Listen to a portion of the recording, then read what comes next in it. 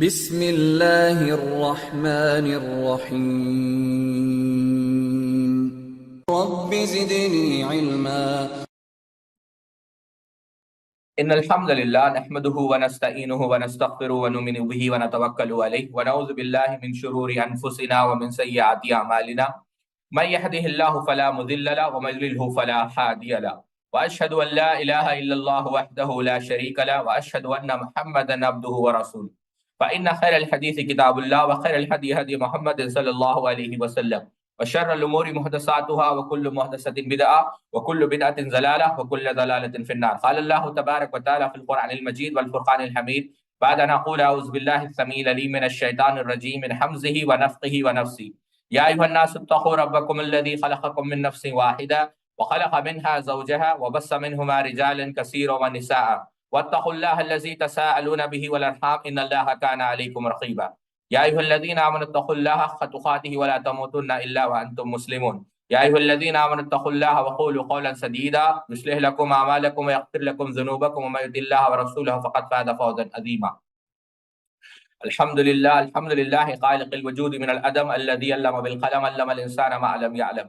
الحمد لله الذي خلق السماوات والأرض وما بينهما في 6 أيام ثم استوى على العرش والصلاة والسلام على أشرف الأنبياء المرسلين نبينا محمد وعلى آله وأصحابه أجمعين أما بعد. رب اشرح لي صدری ويسر لي أمري واحلل عقدة من لساني يفقهوا قولي.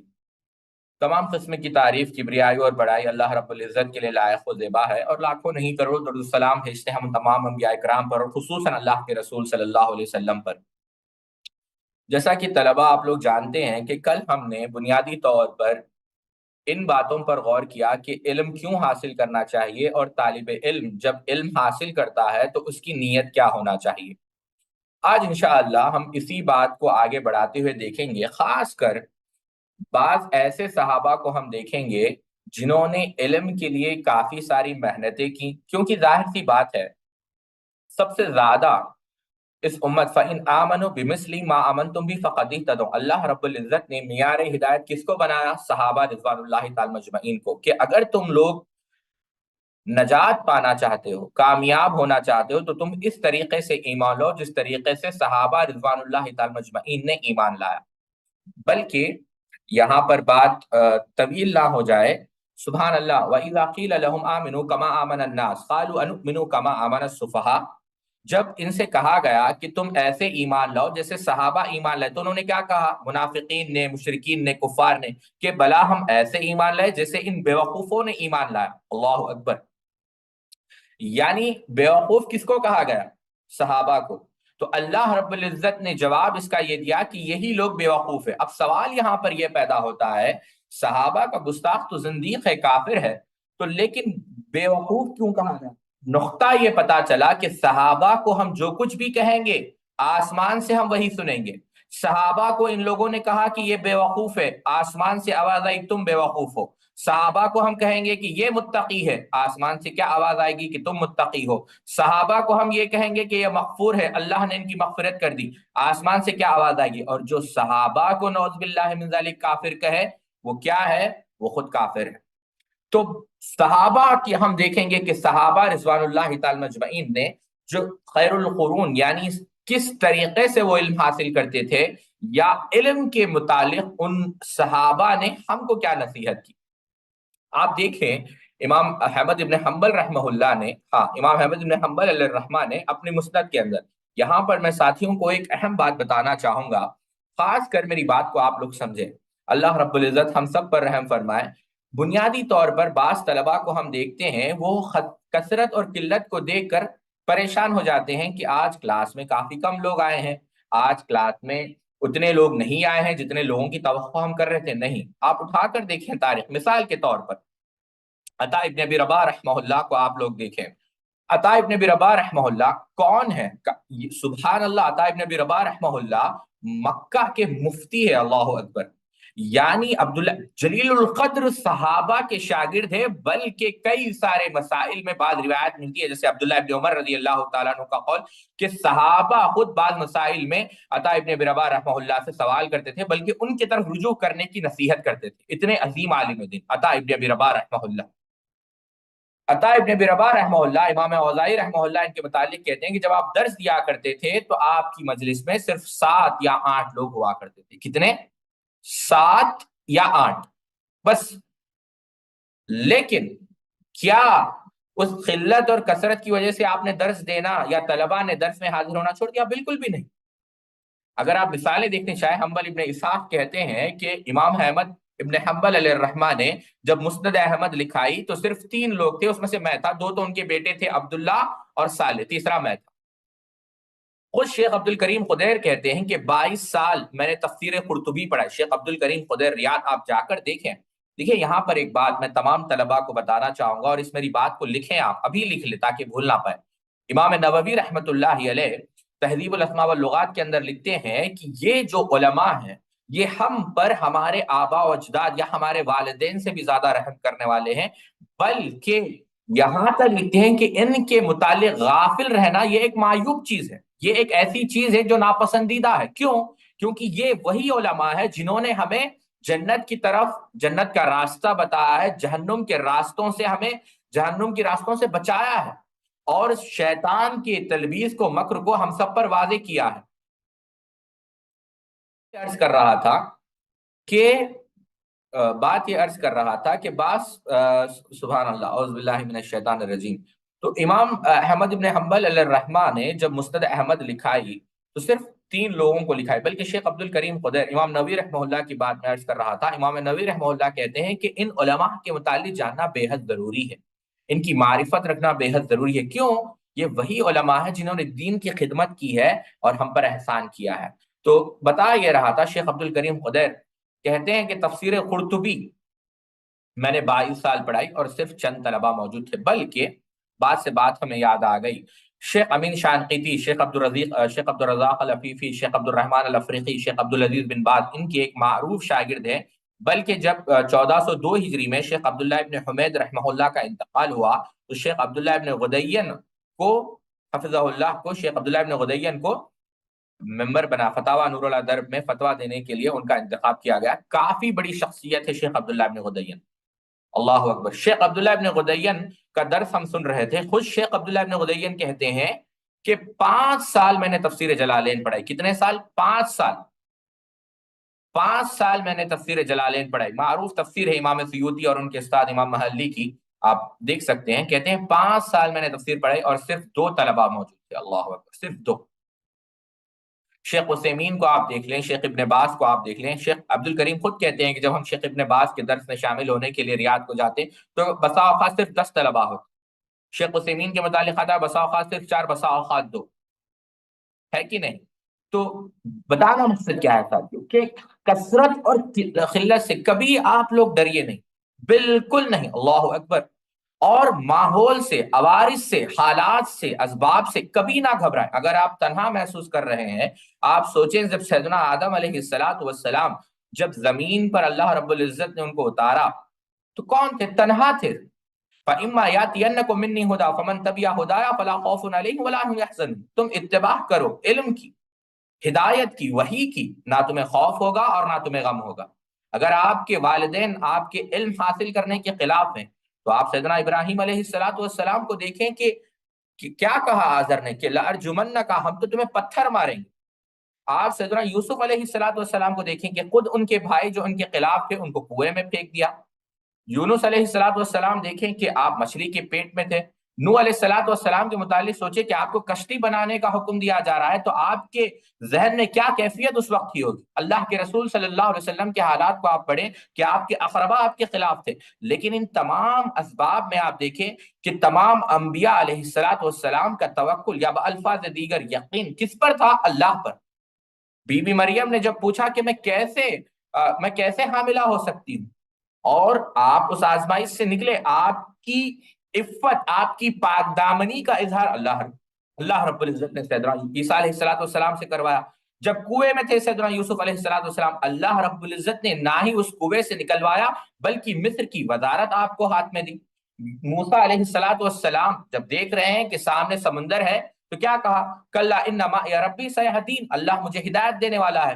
تو طلباء کو چاہیے کہ کبھی بھی مشکل مسائل کو دیکھ کر یا بالفاظ دیگر یوں سمجھے آپ کہ جب وہ دیکھیں کہ سبجیکٹ کافی ٹف ہو رہا ہے یا علم کافی مشکل ہو رہا ہے تو وہ انہیں چاہیے کہ وہ اللہ کے سامنے عاجزی اور انکساری کے ساتھ دعا کرے. اللہم انفعنی بما علمتنی وعلمنی ما ينفعنی بھی، اللہم نسألک علما نافعا ورزقا واسعا وعملا متقبلا.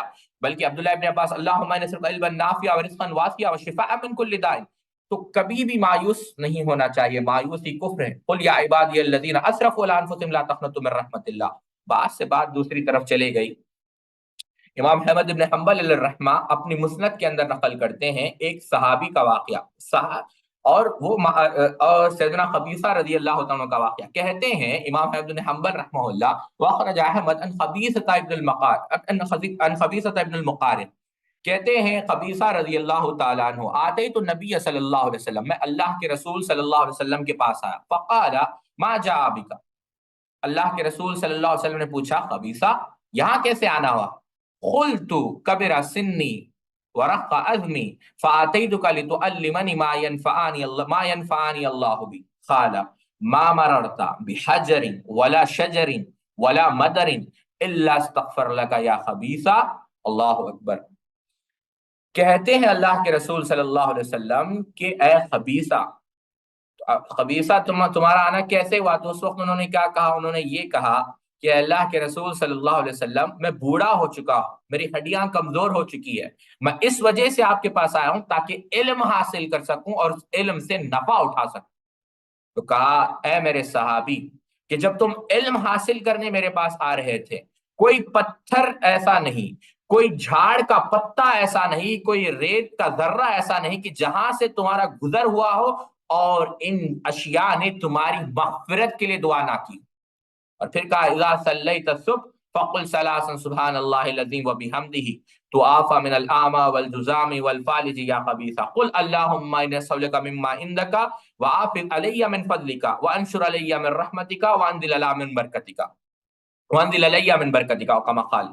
کہ بہرحال آپ صلی اللہ علیہ وسلم نے یہ دعا سیدنا قبیصہ رضی اللہ عنہ کو سنائی. اب آپ دیکھیں کتنی فضیلت ہے کہ کائنات، بلکہ ابو داؤد رحمہ اللہ کتاب العلم کے اندر نقل کرتے ہیں کہ کائنات کے اندر کوئی ایسی شے نہیں جو اس کی مغفرت کی دعا نہ کرے، بلکہ والحیتان فی جوف الماء، امام ابو داؤد کتاب العلم کے اندر نقل کرتے ہیں، اور علامہ البانی صحیح الجامع کے اندر ایک روایت نقل کرتے ہیں کہ جو مچھلی سمندر کے اندر ہے وہ بھی، اور جو چونٹی اپنے اس یوں سمجھے اپنے اس گھر کے اندر ہے، ریتی کے گھر کے اندر، وہ بھی جو ہے اس کی مغفرت کے لیے دعا کرتی ہے.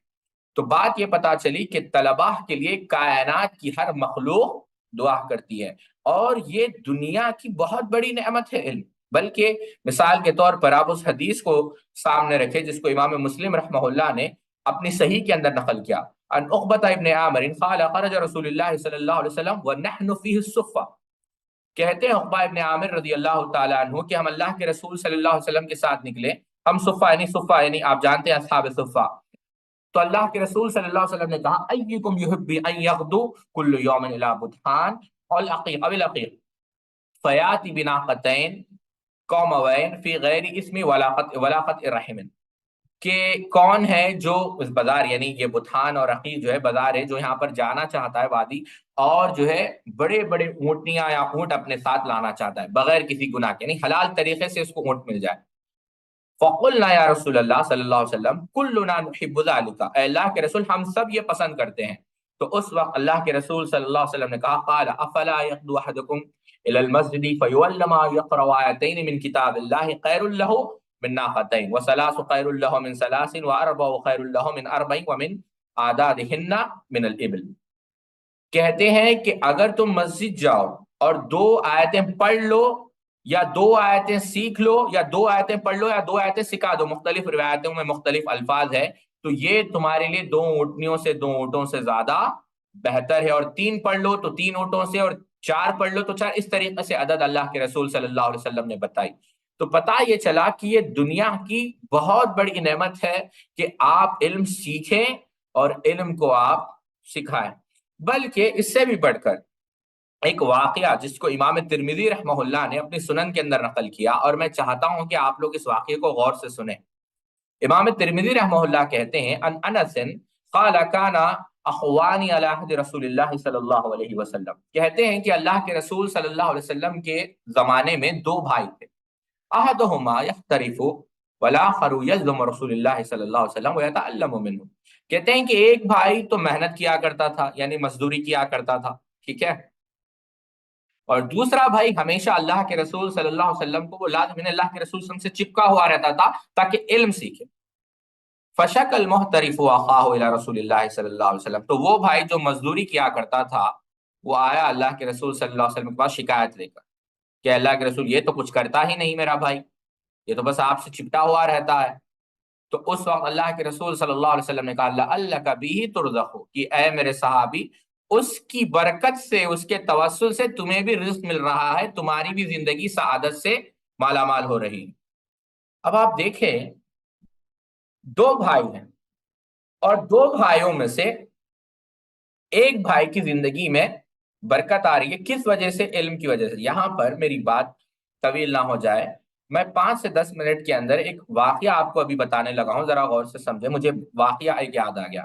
اصل میں فقہ کا ایک مسئلہ ہے سد ذرائع، میں نے پچھلے دروس میں کہا تھا، بہرحال ابھی اس کا موقع نہیں ہے۔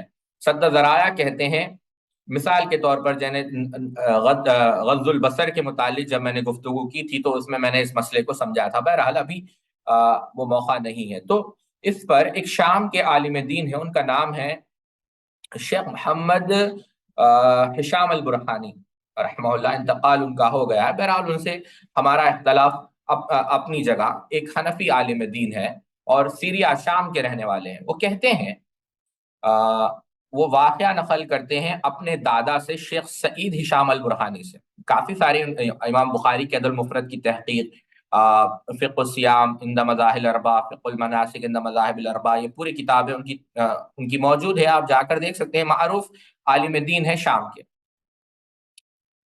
کہتے ہیں ان کے جو دادا تھے محمد سعید البرہانی، کہتے ہیں کہ مسجد دمشق کہتے ہیں ڈمسکس کو، جو سیریا کا کیپٹل ہے، ذرا غور سے سنیں، یہ واقعہ کس کا ہے؟ یہ واقعہ ہے عبد الرحمن الحفار کا، شیخ عبد الرحمن الحفار۔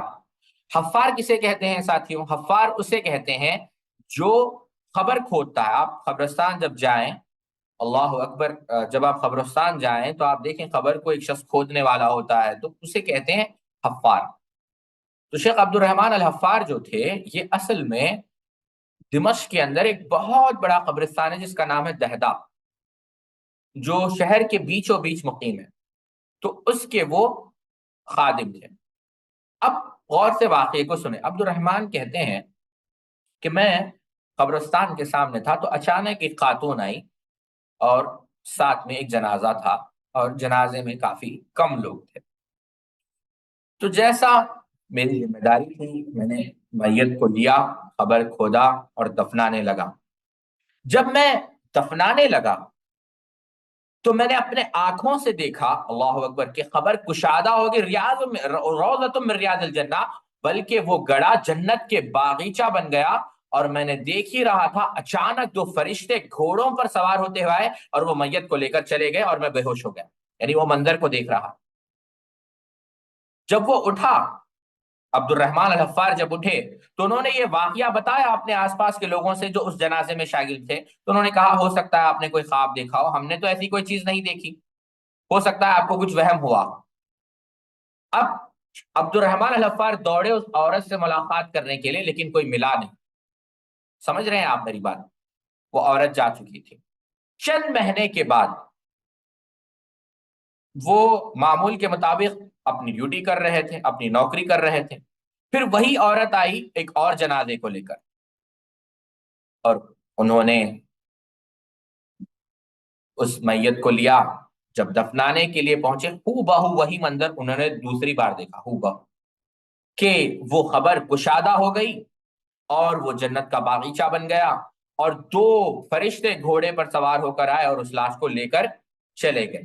لیکن اس وقت عبد الرحمن الحفار وہ بے ہوش نہیں ہوئے، انہوں نے فوراً کس کا پیچھا کیا؟ انہوں نے فوراً اس عورت کا پیچھا کیا، اس عورت کو پکڑا، کہا کہ مجھے بتاؤ کہ یہ کیا معاملہ ہے، یہ کون ہے؟ اس عورت نے کہا کہ دیکھو میں بہت پریشان ہوں، مجھے اور تنگ نہ کرو، کہا کہ تم کیوں پریشان ہو؟ کہا چند مہینے پہلے میرا ایک بیٹا فوت ہو چکا ہے، ابھی چند مہینوں بعد میرا دوسرا بیٹا فوت ہو چکا ہے۔ کہا کہ یہ آپ کے دو بیٹے تھے؟ کہا ہاں بالکل یہ دو میرے بیٹے تھے۔ کہا کہ اگر یہ آپ کے دو بیٹے تھے تو میں نے ایسا ایسا منظر دیکھا ہے کہ جب میں ان کو دفنانے لگا تو اللہ اکبر، یہ جو خبر تھی وہ جنت کا باغیچہ بن گئی اور دو فرشتے اس میت کو لے کر چلے گئے۔ تو کہا یقیناً میرا جو پہلا بیٹا تھا وہ طالب علم تھا، علم حاصل کرنے والا تھا، اور جو دوسرا بیٹا تھا وہ نجار تھا، وہ کارپینٹر تھا، لکڑیاں آپ جانتے ہیں کارپینٹر، نجار، وہ کارپینٹر تھا، اور وہ ہمیشہ اپنے بھائی کی مدد کیا کرتا تھا، پیسے دیا کرتا تھا، تعاون کیا کرتا تھا تاکہ وہ علم حاصل کرے۔ مجھے اللہ کی رحمت سے امید ہے کہ یہی علم اور علم کی تعاون کی وجہ سے اللہ رب العزت نے میرے دونوں بیٹوں کی مغفرت کر دی۔ اللہ اکبر۔ جب یہ بات عبد الرحمن الحفار سنے، فوراً جامعہ توبہ گئے، جو ایک مدرسہ ہے دمشق کے اندر، فوری وہاں سے گئے۔ 40-50 سال ان کی عمر تھی عبد الرحمن الحفار کی، اس وقت گئے اور اس وقت شیخ سعید البرہانی سے کہا کہ مجھے علم حاصل کرنا ہے، میں علم سیکھنا چاہتا ہوں۔ 50 سال کی عمر میں اجرمیہ سے ابتدا کی اور وہ دمشق کے من کبار العلماء، دمشق کے ایک بڑے عالم بنے، شیخ عبد الرحمن الحفار۔ اور آپ ہی کی نسل سے ایک اور بڑے عالم آئے، شیخ عبد الرزاق الحفار۔ بہرحال اس میں آپ دیکھیں ساتھیوں کئی سارے فوائد ہیں۔ آپ دیکھیں کہ علم کی فضیلت، پھر علم کی مدد کرنے والوں کی فضیلت، اور عمر یہ کوئی آبسٹیکل نہیں ہے، یہ کوئی رکاوٹ نہیں ہے علم حاصل کرنے سے، اس عمر میں انہوں نے علم حاصل کیا۔ تو بتانا مقصد یہ ہے کہ علم حاصل کرنے سے اللہ رب العزت دنیا اور آخرت میں دونوں جگہ درجات کو بلند کرتا ہے۔ بلکہ بات سے بات یاد آ گئی، شیخ بشر احمد المعروف البغدادی، بغداد کے بہت بڑے عالم دین ہیں، باحیات تھے۔ چند سال پہلے شاہ فیصل ایوارڈ بھی آپ کو دیا گیا، حدیث کے بہت بڑے محقق مانے جاتے ہیں۔ بہرحال ان سے علمی اختلاف کیا گیا ہے اور کیا جاتا رہا ہے۔ علم کی دنیا میں اختلاف کوئی بری بات نہیں ہے، ہاں بشرطے کہ وہ اختلاف ادب کے دائرے میں آداب کا لحاظ رکھ کر کیا جائے۔ بات یہ عرض کر رہا تھا، شیخ بشر احمد المعروف کہتے ہیں 1402 ہجری کی بات ہے، کہتے ہیں 20 رمضان کو میں اور میرے شیخ بشر احمد المعروف کے شیخ کون ہے؟ شیخ شعیب الارناؤت رحمت اللہ علیہ، کہتے ہیں کہ ہم اور ہمارے شیخ صحیح بخاری پر تحقیق کر رہے تھے، صحیح بخاری پر کچھ علمی کام کر رہے تھے۔ میں نے ایک عجیب خواب دیکھا کہ ہمارے کمرے میں، خواب بیان کر دیں کہ ہمارے کمرے میں ایک ایسا شخص آیا جو سفید امامہ پہنے ہوئے، جس کی یعنی نورانی چہرہ جسے ہم کہتے ہیں، اور اس نے کہا کہ بشر تم مجھے جانتے ہو؟ کہا واللہ میں آپ کو جانتا ہوں، آپ محمد ابن اسماعیل البخاری۔ اچھا، تو کہا میرے استاد کو جانتے ہو؟ کہا ہاں بالکل، آپ کے استاد محمد ابن بشر، محمد ابن بشار۔ کہا کہ میرے استاد تمہارے پاس آنے والے۔ بس اتنا انہوں نے دیکھا اور اس کے بعد خواب ختم ہو گیا۔ کہتے ہیں اللہ اکبر دکتور بشر اولاد معروف، برابر 1 سال کے بعد 1403 ہجری میں 20 رمضان کو اللہ رب العزت نے مجھے ایک بیٹے سے نوازا، اور میں نے اس بیٹے کا نام محمد رکھا۔ میرا نام ہے بشار، تو محمد ابن بشار۔ میرے پاس بتانے کا مقصد یہ اولاد نہیں تھی، اللہ رب العزت نے علم کی برکت سے، یہ دیکھیں آپ، دکتور بشر سے دنیا کی نعمتوں سے بھی نوازا اور آخرت کی نعمتوں سے بھی، کیونکہ وہ بیٹا ابھی پی ایچ ڈی کر چکا ہے اور حدیث کا حافظ ہے۔ بارک اللہ فیک۔ بات یہ عرض کر رہا تھا کہ اللہ رب العزت نے اس علم کے اندر دنیا اور آخرت کی سعادتیں رکھی ہیں۔ اللہ رب العزت ہم سب کو علم حاصل کرنے کی توفیق عطا فرمائے۔ امام ترمذی رحمہ اللہ اس حدیث کو نقل کرتے ہیں جو میں نے ابھی آپ لوگوں کے سامنے رکھی، اس کے متعلق عبداللہ ابن مسعود رضی اللہ عنہ کہتے ہیں، اس بات کو غور سے سنیں، اب صحابہ کی نصیحتوں پر آپ غور کریں۔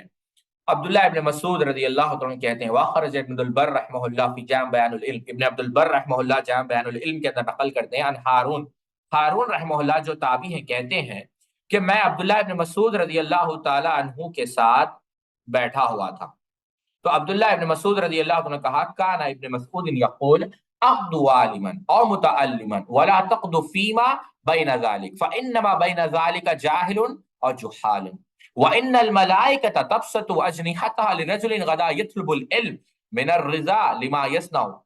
یعنی عبداللہ ابن مسعود رضی اللہ تعالی عنہ نے کہا کہ اے ہارون، میں تم کو نصیحت کرتا ہوں کہ تم صبح جب کرو یعنی فجر کی نماز پڑھ لو تو اس حال میں کرو یعنی تمہاری کیفیت یہ ہو کہ یا تو تم سکھانے والے ہو یا عالم، یعنی تم صبح بحیثیت عالم کرو، یا سیکھنے والے ہو بحیثیت طالب علم کرو، یا مطلب یا تو جب صبح اٹھو یا تو لوگوں کو کچھ سکھاؤ یا تو خود سیکھ لو، اس کے علاوہ کچھ اور نہ ہو، کیونکہ اس کے علاوہ تو آدمی جاہل ہوتا ہے۔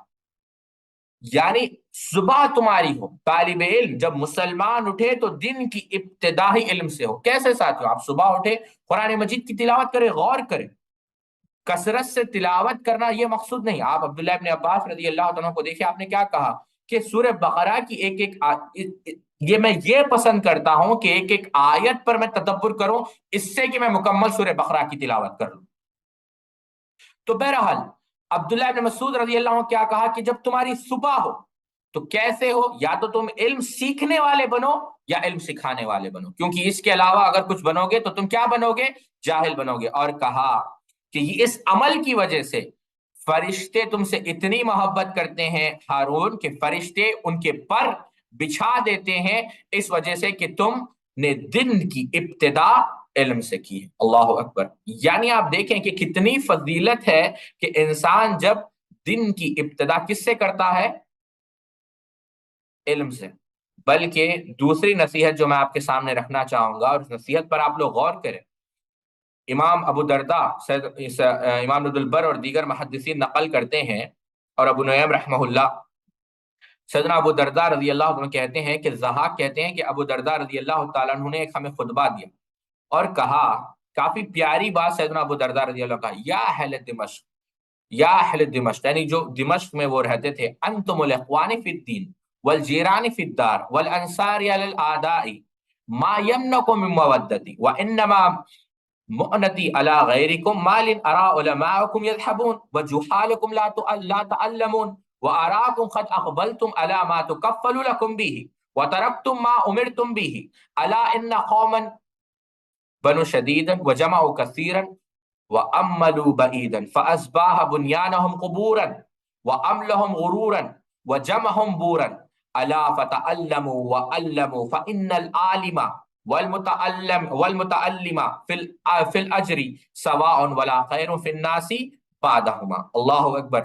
ابو درداء رضی اللہ تعالیٰ عنہ کے الفاظ پر آپ غور کریں۔ آپ نے کیا کہا کہ اے دمشق کے لوگوں، تم لوگ میرے دینی بھائی ہو اور میرے علاقے کے پڑوسی ہو، اور تم دشمنوں کے خلاف میرے مددگار ہو۔ یعنی بتانا مقصد کیا ہے؟ تم میرے اپنے ہو لیکن تم مجھ سے دوستی کیوں نہیں کرتے؟ یعنی تم میرے پاس کیوں نہیں آتے علم حاصل کرنے کے لیے؟ حالانکہ میرا خرچہ تو تمہارے اوپر نہیں ہے، یعنی میں تو تم سے پیسے نہیں مانگ رہا ہوں، لیکن میں دیکھ رہا ہوں کہ تمہارے علماء جا رہے ہیں اور تمہارے جاہل لوگ علم نہیں سیکھ رہے ہیں۔ یعنی علماء بھی جا رہے ہیں اور اس کے بدلے کوئی آ نہیں رہا ہے، اور جاہل علم نہیں سیکھ رہا ہے، جس کی وجہ سے جہالت بڑھ رہی ہے۔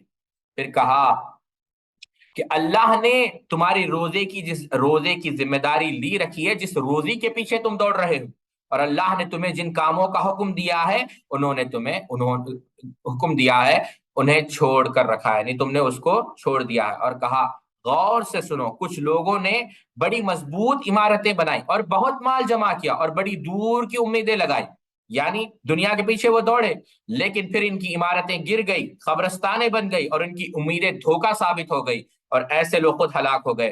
غور سے میری بات سنو، علم سیکھو اور سکھاؤ، کیونکہ علم سیکھنے والا اور سکھانے والا دونوں اجر میں برابر ہے۔ اگر یہ دونوں نہ ہو تو کائنات کے اندر، اس دنیا کے اندر کوئی خیر نہیں۔ بلکہ آپ اٹھا کر دیکھیں امام ابن شیبہ کی وہ روایت، جب قبرص فتح ہوا تو سیدنا ابو درداء رضی اللہ عنہ رونے لگے 32 ہجری کے اندر۔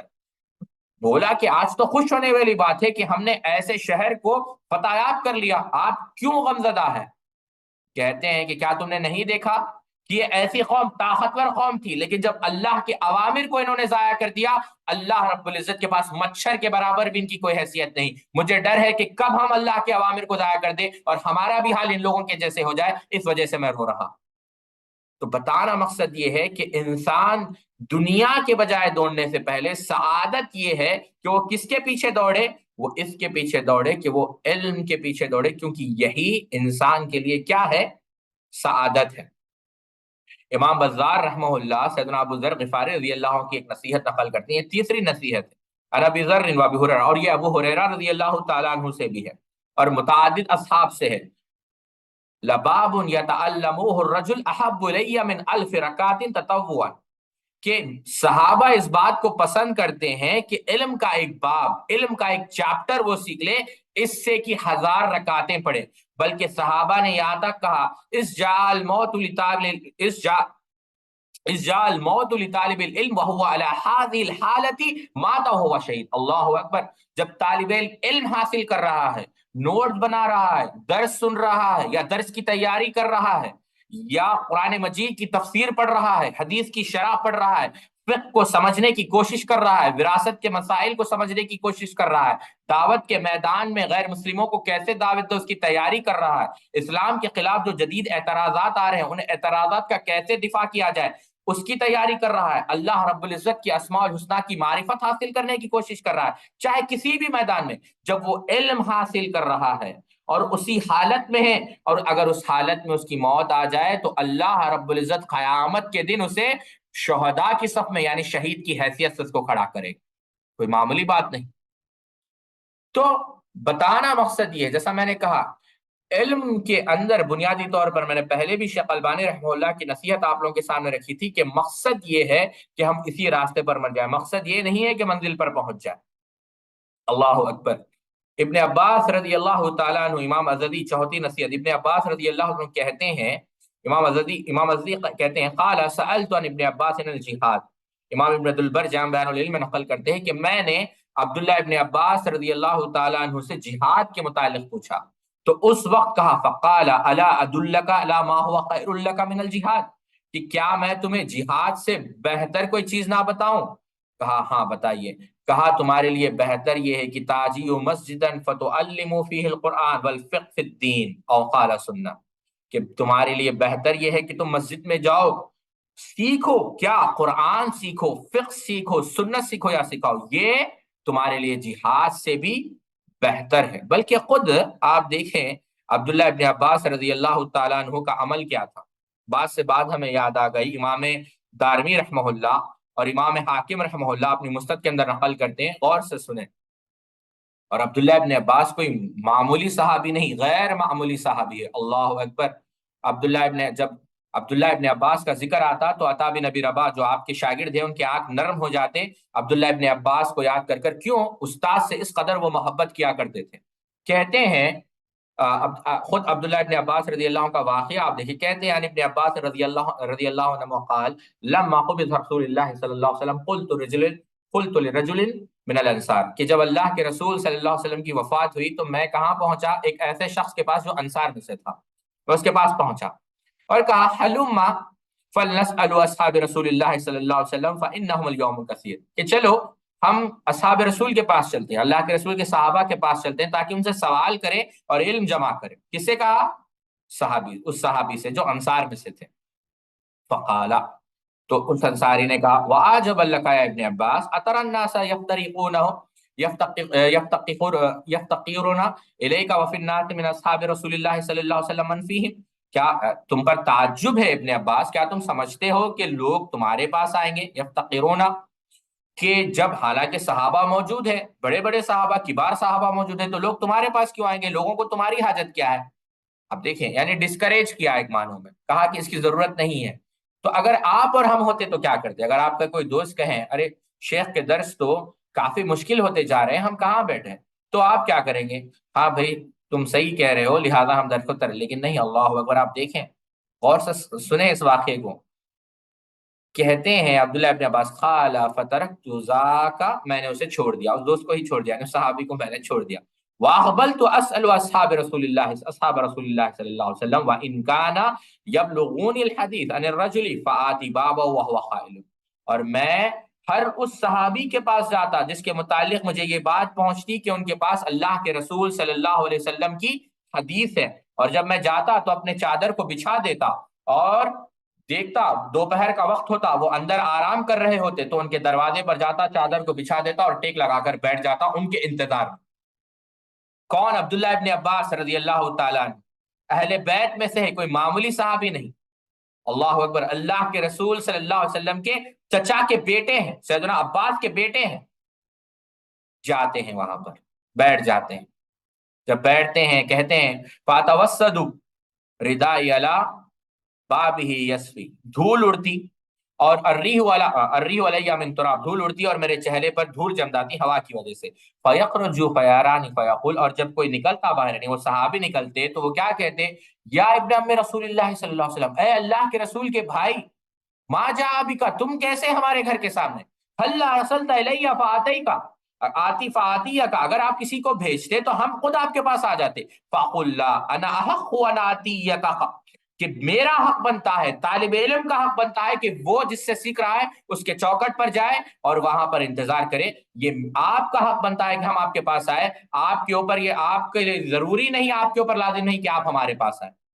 اور پھر عبداللہ ابن عباس سوال کرتے، قال فاسألوه عن الحدیث، حدیث کے متعلق. فعاش هذا الرجل الانصاری، اور میں ایسا کرتے کرتے میں نے کثیر تعداد میں علم حاصل کر لیا.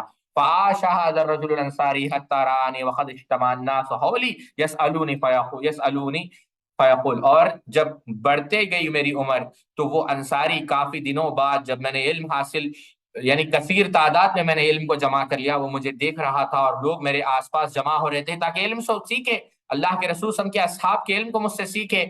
تو وہ کہتا ہے ھذا الفتى كان اعقل مني، ارے یہ نوجوان تو مجھ سے زیادہ عقل مند نکلا، جب اس نے مجھے مشورہ دیا تھا تو میں نے اس کا مشورہ نہیں مانا، اور آج یہ نوجوان جو مجھ سے زیادہ عقل مند ہے کہ اس نے صحیح وقت میں علم جمع کر لیا اور آج لوگ اس سے علم حاصل کر رہے ہیں. اللہ اکبر.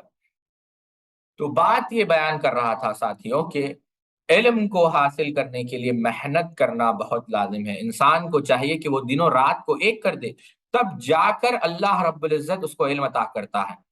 آپ دیکھیں صحیح بخاری کے اندر، اگر مجھ سے بھول نہیں ہو رہی ہے تو صحیح بخاری کے اندر کتاب المناقب، صحیح بخاری آپ اٹھا کر دیکھیں، اس کے اندر سیدنا ابو ہریرہ رضی اللہ عنہ کی ایک واقعہ جو میں آپ کے سامنے رکھنا چاہوں گا، غور کریں آپ. ان ابی ہریرہ رضی اللہ عنہ، یہ سعید المقبری، یہ ایک تابعی ہیں، وہ کہتے ہیں کہ سیدنا ابو ہریرہ رضی اللہ عنہ نے کہا ان الناس كانوا يقولون اکثر ابو ہریرہ، لوگ کہتے ہیں کہ سیدنا ابو ہریرہ رضی اللہ تعالیٰ عنہ کافی سارے روایتیں بیان کرتے ہیں. اب ظاہر سی بات ہے، روافظ نے ہمیشہ یہ سیدنا ابو ہریرہ پر یہ اعتراض کیا، اور آپ جان کر تعجب کریں گے، اللہ اکبر، خطیب بغدادی نے غالباً ایک واقعہ نقل کیا ہے کہ جب بعض لوگوں نے یا پھر ایک شخص نے سیدنا ابو ہریرہ پر اعتراض کیا تو اچانک چھت سے ایک سانپ جس کی حیت کافی بڑی تھی تو وہ اس کے پیچھے دوڑنے لگا، حتیٰ کہ جب تک اس نے توبہ نہیں کی وہ سانپ اس کے پیچھے لگا رہا. اللہ اکبر. یعنی سیدنا ابو ہریرہ رضی اللہ عنہ غیر معمولی صحابی، اور سیدنا ابو ہریرہ چھپتے ہیں آنکھ میں کانٹے کی طرح منکرین حدیث کو اور روافظ کو. کیوں؟ سیدنا ابو ہریرہ رضی اللہ تعالی عنہ نے کما حقہ، دین کی تحفیظ میں اللہ رب العزت نے ان کو استعمال کیا اور دین کو انہوں نے محفوظ کرنے میں ایک بڑا کردار ادا کیا. اللہ اکبر. سیدنا ابو ہریرہ رضی اللہ عنہ کے متعلق ہے طرح، بلکہ بات سے بات ہمیں یاد آ گئی، آپ لوگ جانتے ہوں گے ایک معروف عالم دین ہے جو گزرے ہیں، شیخ دکتور ضیاء الرحمن اعظمی رحمہ اللہ. ان کی آپ لوگ ان کی کہانی پڑھیں، اگر ہو سکے تو درس کے بعد نیٹ پر مار کر دیکھیں، ڈاکٹر ضیاء الرحمن اعظمی رحمہ اللہ. تو آپ نے سیدنا ابو ہریرہ رضی اللہ تعالیٰ عنہ کی زندگی پر مستقل ایک رسالہ لکھا، بلکہ غالباً اگر ہم سے بھول نہیں ہو رہی ہے تو ازہر کے اندر یہ آپ کے ماجسٹر کا مقالہ تھا.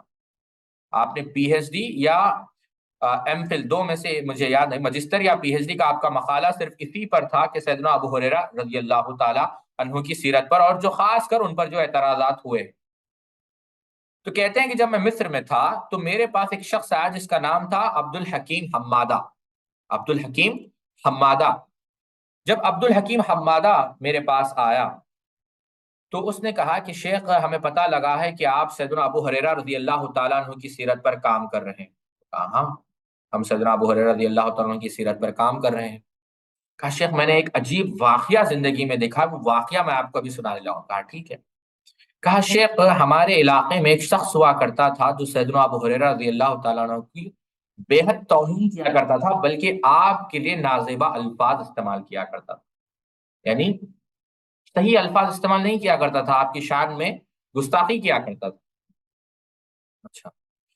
لیکن شیخ چند دن بعد میں اس سے ملاقات کے لیے پہنچا تو پتا چلا، اس کے لڑکے نے مجھ سے کہا کہ والد کی طبیعت کافی خراب ہو چکی. تو جب میں دیکھا تو میں نے دیکھا کہ کوئلے کی طرح اس کا چہرہ جو ہے جل چکا. اور اس کی کیفیت ایسی تھی کہ گھن آنے لگی اس کے جسم سے، اور تب پتا چلا جانچ پڑتال کے بعد کہ یہ اس وجہ سے ہوا ہے کہ یہ سیدنا ابو ہریرہ رضی اللہ تعالیٰ عنہ کی گستاخی کیا کرتا تھا۔ کیوں سنا رہا ہوں میں آپ لوگوں کو واقعہ کہ اہل سنت والجماعت کا عقیدہ ہے، بلکہ یہ ایمان کی علامت ہے، اور کوئی شخص مومن نہیں ہو سکتا جب تک کہ وہ صحابہ رضوان اللہ تعالی اجمعین سے محبت نہ کرے۔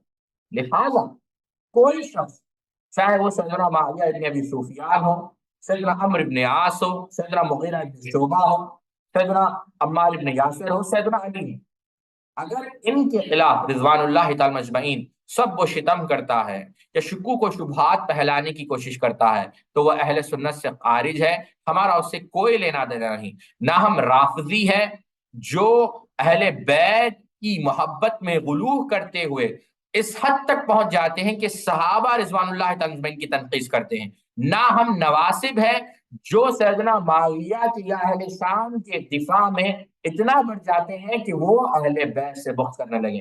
ہم اہل سنت ہے، ہم صحابہ رضوان اللہ تعالی مجمعین سے محبت کرتے ہیں، اور ہم اہل بیت سے بھی محبت کرتے ہیں، اور ہم کسی صحابی کی شان میں گستاخی نہیں کرتے۔ یہ ہمارا منہج اور یہ ہمارا موقف ہے۔ تو یہ طلباء کو بات یاد رکھنی چاہیے۔ بات سے بات دوسری طرف سے لے گئی۔ بات یہ عرض کر رہا تھا کہ سیدنا ابو ہریرہ رضی اللہ تعالی عنہ نے کتنی محنت سے علم حاصل کیا۔ کہتے ہیں کہ لوگ تو کہتے ہیں کہ ہم نے کثیر تعداد میں روایتیں بیان کی، وَإِنِّي كُنْتُ أَلْزَمُ رَسُولِ اللَّهِ صلی اللہ علیہ وسلم بِشِبَاءٍ بَطْنِ حَتَّى لَا أَقُولُ الْقَمِيرَ وَلَا أَلْبَسَ الْحَبِيرَ وَلَا يَخْدُمُونِي فُلَانٌ وَلَا فُلَانَةٌ وَكُنْتُ أُلْصِقُ بَطْنِي بِالْحَزْبَاءِ مِنَ الْجُبِينِ۔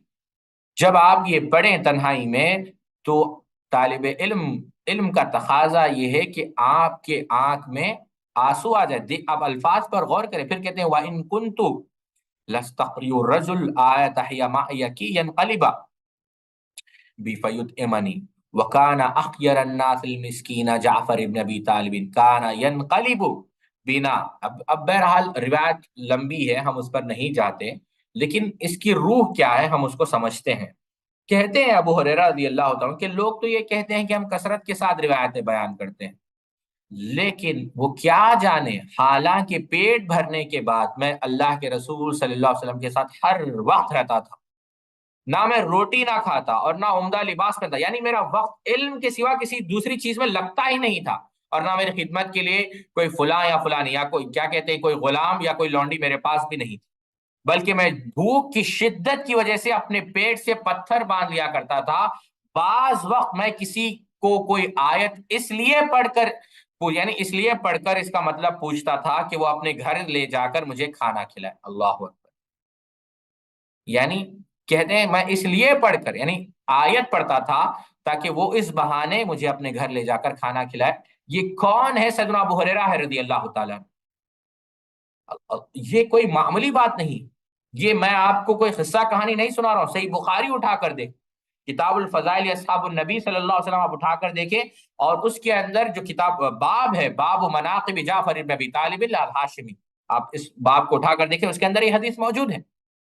اتنی بھوک ہمیں ہوا کرتی تھی کہ کچھ ہمارے پاس نہیں تھا، حالانکہ مجھے اس آیت کا مطلب معلوم ہوتا تھا، لیکن ہمارے ساتھ بہترین سلوک کرنے والے کون تھے؟ حضرت جعفر ابن ابی طالب رضی اللہ تعالیٰ عنہ۔ ہمیں اپنے گھر لے جاتے اور جو کچھ بھی گھر میں موجود ہوتا وہ ہم کو کھلاتے۔ بعض اوقات تو ایسا ہوتا کہ صرف شہد یا گھی کی کپی ہی نکال کر لاتے اور اسے ہم پھاڑ کر اس میں جو کچھ ہوتا اسے ہی چاٹ لیتے، اسے ہی چاٹ لیتے۔ فَنَلَحَ مَا فِيهَا، جو لفظ ہے بتانے کا مقصد یہ ہے ساتھیوں کہ علم محنت سے آتا ہے، یہ قاعدہ ہے۔ جب سیدنا ابو ہریرہ رضی اللہ تعالیٰ کو اتنی آسانی سے علم نہیں ملا تو ہم اور آپ کس کھیت میں ملی؟ اور دیکھیں آپ، اللہ اکبر، عبد المنان وزیر آبادی رحمہ اللہ شیخ الکل کے پاس جب آتے ہیں کہتے ہیں کہ ہمیں علم سیکھنا ہے، کہتے ہیں کہ علم تو مدرسے میں جگہ تو ہے لیکن کھانے کے لیے کھانا نہیں ہے۔ کہا کہ کوئی بات نہیں، کئی دن تک آپ فقر و فاقے میں رہتے لیکن علم کا راستہ آپ نے نہیں چھوڑا۔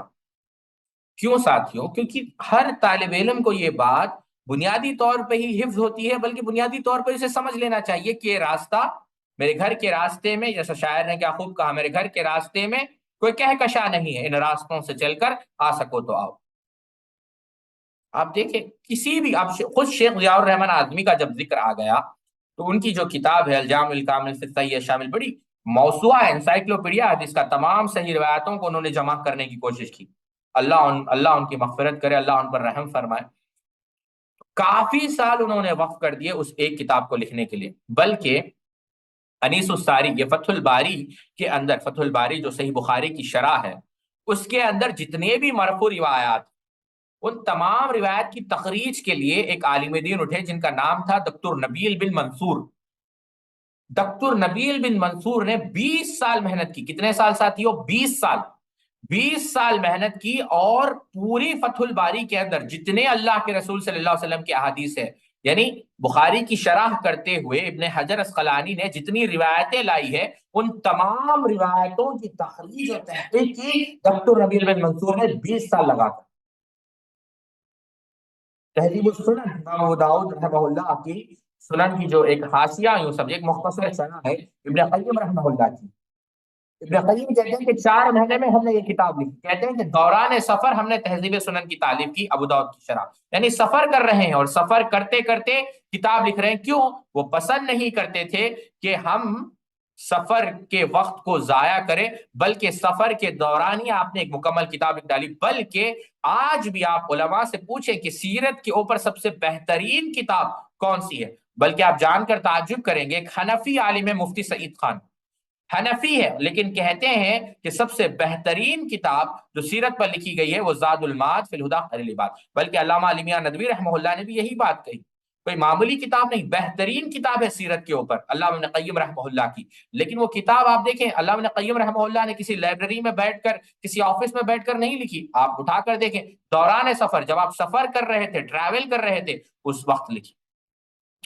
شیخ البانی رحمہ اللہ کے متعلق آتا ہے کہ بھی کوئی سوال کر لیتا تو کتاب سامنے ہوتی تو پڑھتے پڑھتے ہی جواب دیتے، تاکہ اس کو دیکھ کر جواب دینے میں وقت ضائع نہ ہو، یعنی کتاب سے نظر ہٹانا بھی ان کے اوپر گرا گزرتا۔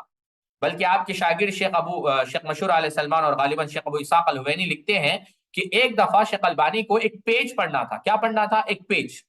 اللہ اکبر، صرف ایک پیج۔ کہتے ہیں اس ایک پیج کے لیے کم و بیش 2 سے 3 ہزار کتابیں انہوں نے مکتبہ ظاہریہ کے اندر پڑھ ڈالی اس ایک پیج کو تلاش کرنے میں۔ اور آج ہمارا عالم کیا ہے کہ ہم 30 سیکنڈ کی ریل سے زیادہ سن نہیں پاتے، 1 منٹ کی ریل سے زیادہ سن نہیں پاتے، اور ہم چاہتے ہیں کہ ہم وقت کے شیخ الاسلام علامہ اور مولانا اور فلاں فلاں شیخ الحدیث شیخ القرآن بن۔ یہ ہونے والی چیز نہیں ہے۔ یہ میں آپ کو حقیقت بتا رہا ہوں، میں آپ کا خیر خواہ ہوں، میں آپ کو حقیقت بتا رہا ہوں۔ شیخ ابو اسحاق الحوینی کو جب تلقی صفت الصلاۃ النبی جب ملی شیخ البانی رحمہ اللہ کی، تو مسجد کے پاس ان کو ملی۔ ان کے شاگرد کہتے ہیں کہ جب گھر تک پہنچے اسی دوران انہوں نے پوری کتاب پڑھ ڈالی۔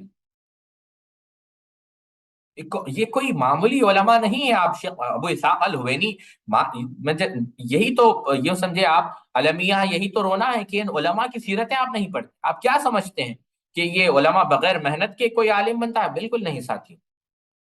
تو جیسا میں نے کہا کہ یہ علم جو ہے بڑی محنت سے آتا ہے۔ تو یہ آج کے لیے باتیں تھی۔ انشاءاللہ ابھی ہمارا جو اگلا، یا یوں سمجھے آپ جو نیکسٹ سٹیپ ہوگا، وہ یہ ہے کہ ہم ایک کتاب جو علم کے متعلق ہے، بڑی معروف کتاب ہے، اور شیخ البانی رحمہ اللہ کی تحقیق سے وہ کتاب چھپی ہے الحمدللہ۔ وہ کتاب ہے امام ابو خیثمہ رحمہ اللہ کی کتاب العلم۔ ہم اس سے انشاءاللہ اس کورس کی ابتدا کریں گے۔ ہم آپ کو کتاب العلم پڑھائیں گے، اور اس کے اندر کافی مفید اقوال اور کافی مفید احادیث صحابہ کے، متقدمین کے، امام ابو خیثمہ رحمہ اللہ نے جمع کیے ہیں۔ تو انشاءاللہ جو پہلی کتاب ہم پڑھیں گے، ظاہر سی بات ہے اس کا اردو ترجمہ تو نہیں ہے، وہ کتاب صرف عربی میں ہے، تو نہیں، ہارڈ کاپی ہونا بالکل ضروری نہیں ہے۔ ہم آپ لوگوں کو سوال کا موقع دیں گے، 2 منٹ رک جائیے۔ تو یہ انشاءاللہ ہم بتائیں گے کہ اگر کل ممکن ہو تو کل، یا 2 دن بعد ہو تو 2 دن بعد، یا اگلا مہینہ تو اگلا مہینہ، کوشش کریں گے کہ ہم آپ لوگوں کو وہ کتاب پڑھائیں، اور اس کے بعد ہم پھر انشاءاللہ جیسے جیسے کتابیں، جیسے جیسے آپ لوگ آئیں گے تو ہم انشاءاللہ مینجمنٹ سے ڈیسائیڈ کر کر مینجمنٹ کے ذریعے سے جو بھی ٹاپک ڈیسائیڈ ہوگا انشاءاللہ وہ آپ لوگوں کو پڑھائی جائے گی۔ تو یہ آج کی مختصر باتیں تھیں۔ چلیے ایک سوال میں آپ لوگوں کو عرض کر دیتا ہوں تاکہ آپ لوگوں دیکھیں کہ کتنا آپ لوگوں کو علم کا شوق ہے۔ مجھے یہ بتائیے، جب آپ لوگوں نے یہ سنا کہ علم کے لیے محنت لگتی ہے اور علم کے لیے کافی سارا سفر کیا گیا، مشقتیں برداشت کی گئی، تو میں آپ لوگوں کو ایک سوال کر رہا ہوں اور میں چاہتا ہوں کہ آپ لوگ اس کا جواب دیں۔ اور سوال یہ ہے کہ مجھے یہ بتائیے کہ سب سے پہلے علم کے لیے کس نے سفر کیا؟ یعنی علم کے لیے سب سے پہلے سفر کرنے والے کون تھے؟ آپ لوگ جوابات اس میں لکھ دیں، میں چیٹ پڑھ کر آپ کو چیٹ میں پڑھ رہا ہوں، 1 منٹ دیکھتا ہوں۔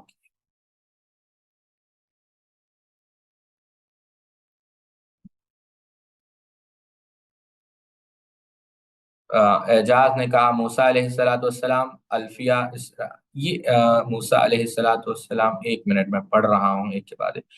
فلک عظیم نے کہا اللہ کے رسول موسیٰ علیہ السلام، حضرت موسیٰ علیہ السلام، موسیٰ علیہ السلام، موسیٰ علیہ السلام، رسول اللہ موسیٰ علیہ السلام، موسیٰ علیہ السلام۔ پہلی بات تو یہ ہے، میں آپ لوگوں کے لیے علم کے جی اور کوئی جواب دینا چاہتا ہے؟ جی پہلی بات تو یہ ہے کہ یہ بات آپ لوگ سمجھیں، امام بخاری، پہلی بات تو یہ ہے کہ بعض لوگوں کو ہم نے دیکھا جو A.S لکھ رہی ہیں، یہ بالکل بھی غلط بات ہے۔ کبھی بھی جب آپ ایسے چیزیں لکھے، صلی اللہ علیہ وسلم لکھے، علیہ السلام لکھے، سبحانہ و تعالیٰ لکھے، عز و جل لکھے، تو کوشش کرے کہ مکمل لکھے، ایسے نہ لکھے۔ علماء نے اس کو ناپسند فرمایا، بلکہ بعض علماء جیسے سیوطی وغیرہ نے اس کو حرام قرار دیا ہے۔ تو اس کو مکمل لکھے، جیسا ابھی امان نے لکھا علیہ السلام، بارک اللہ فیکم، ٹھیک ہے؟ چلیے یہ حدیث جس کو امام بخاری رحمہ اللہ نے کتاب الاحادیث الانبیاء کے اندر نقل کیا، امام بخاری رحمہ اللہ کہتے ہیں حدثنی عبداللہ ابن محمد حدثنا عبد الرزاق عن معمر عن حمام عن ابي هريره رضي الله عنه عن النبي صلى الله عليه وسلم قال خلق الله آدم وطوله 60 ذراعا ثم قال اذهب فسلم على اولئك من الملائكه فاستمع ما يحيونك تحيتك وتحية ذريتك فقال السلام عليكم فقالوا السلام عليك ورحمة الله فزاده ورحمة الله فكل من يدخل الجنة على صورة آدم فلم يزال القلق ينقض حتى الآن او كما قال۔ اب غور سے سمجھیں، یہ حدیث پر غور کریں۔ ابو ہریرہ رضی اللہ عنہ کہتے ہیں کہ اللہ کے رسول صلی اللہ علیہ وسلم نے فرمایا، اللہ پاک نے یعنی اللہ نے جب آدم علیہ السلام کو پیدا کیا تو ان کے 60 ہاتھ لمبا بنایا، یعنی 60 کیوبٹس لمبا بنایا تھا۔ پھر فرمایا کہ جاؤ اور ان ملائکہ کو سلام کر دیکھنا کہ کن لفظوں میں وہ تمہارے سلام کا جواب دیتے ہیں، کیونکہ وہی تمہارا اور تمہاری اولاد کا طریقہ سلام ہوگا۔ اذهب، میری بات کو غور سے سمجھے ساتھیو، کیا کہا آدم علیہ السلام کو؟ یعنی یہ کہا کہ تم جاؤ، اللہ رب العزت نے کہا کہ جاؤ اور فرشتوں کا جواب لے کر آؤ، کیونکہ وہی تمہاری ذریت کا جواب ہوگا۔ تو فرشتوں سے جا کر علم سیکھو، اشارہ اس بات کی طرف ہے، اور جو جواب آئے گا وہی تمہاری ذریت کا سلام ہوگا۔ تو اس آدم علیہ السلام، اس حدیث سے کیا بات پتہ چلی کہ وہ دور تھے، فرشتے قریب نہیں تھے، اس وجہ سے ان کو چلنا پڑا یا سفر کرنا پڑا۔ تو شارحین حدیث سے اس نقطہ بیان کیا کہ سب سے پہلے علم کے لیے سفر کرنے والے وہ موسیٰ علیہ السلام نہیں، وہ کون ہے؟ سیدنا آدم علیہ السلام۔ یعنی پہلے انسان کو ہی حکم دیا گیا کہ تم بھی سفر کرو علم کے لیے۔ اللہ اکبر۔ تو یہ مختصر سی باتیں تھی۔ اللہ رب العزت سے دعا ہے اللہ رب العزت ہم سب کو کہنے سننے سے زیادہ عمل کرنے کی توفیق عطا فرمائے۔ جو لوگ گروپ میں جوائن ہو چکے ہیں ان کو اپڈیٹ مل جائے گا، جو اگلا ہمارا کیا کہتے ہیں جو سٹیپ ہوگا یا الفاظ دیگر جو کلاس ہوگی۔ تو یہیں پر میں اپنی کلاس کو ختم کرتا ہوں اور دعا گو ہوں اللہ رب العزت ہم سب کو اسی طریقے سے علم حاصل کرنے کی توفیق عطا فرمائے، اور اللہ رب العزت ہمیں حاسدین کی حسد سے، شریروں کے شر سے حفاظت فرمائے، اور اللہ رب العزت جو کچھ بھی ہم نے سنا اس پر عمل کرنے کی توفیق عطا فرمائے اور ہمارے لیے نفع بخش بنائے۔ جیسا میں نے پہلے ہی کہا کہ جس کے جو بھی سوالات ہیں وہ آپ لوگ گروپ میں بھیج دیں، ظاہر سی بات ہے ہر روز سوالوں جو آپ کی نشست کرنا یہ ممکن نہیں ہے۔ بارک اللہ فیکم، سبحانک اللہم و بحمدک، اشہد ان لا الہ الا انت، استغفرک و اتوب الیک۔ السلام علیکم ورحمۃ اللہ وبرکاتہ۔